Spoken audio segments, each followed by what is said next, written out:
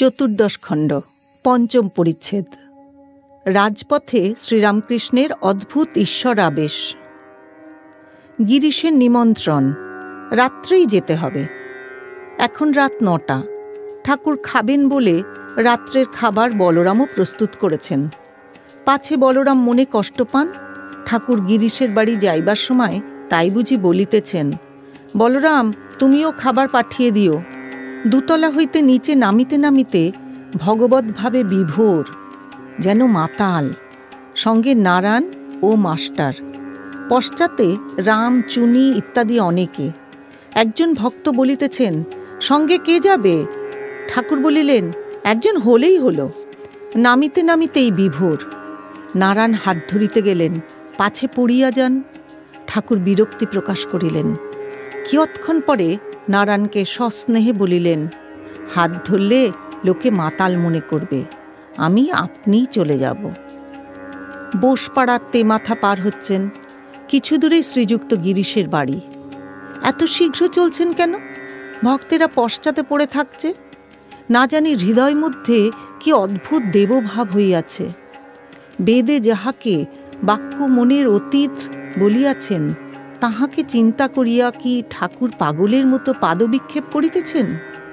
এইমাত্র বলরামের বাড়িতে বলিলেন যে সেই পুরুষ বাক্য মনের অতীত নহেন, তিনি শুদ্ধ মনের, শুদ্ধ বুদ্ধির, শুদ্ধ আত্মার গোচর।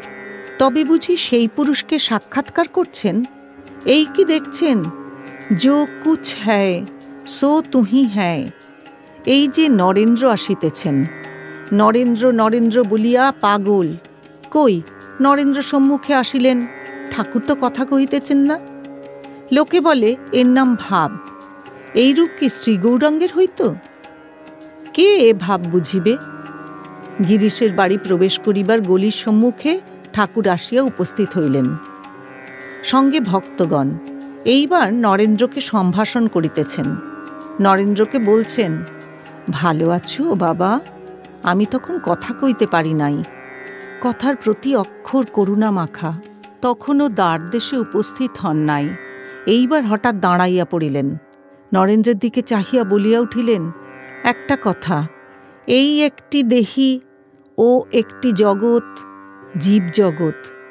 ভাবে এসব কি দেখিতেছিলেন? তিনিই জানেন। অবাক হয়ে কি দেখিলেন? দু একটি কথা উচ্চারিত হইল, যেন বেদবাক্য, যেন দৈববাণী, অথবা যেন অনন্ত সমুদ্রের তীরে গিয়াছি ও অবাক হয়ে দাঁড়াইয়াছি, আর যেন অনন্ত তরঙ্গ মালোত্থিত অনাহত শব্দের একটি দুটি ধ্বনি কর্ণকুহরে প্রবিষ্ট হইল।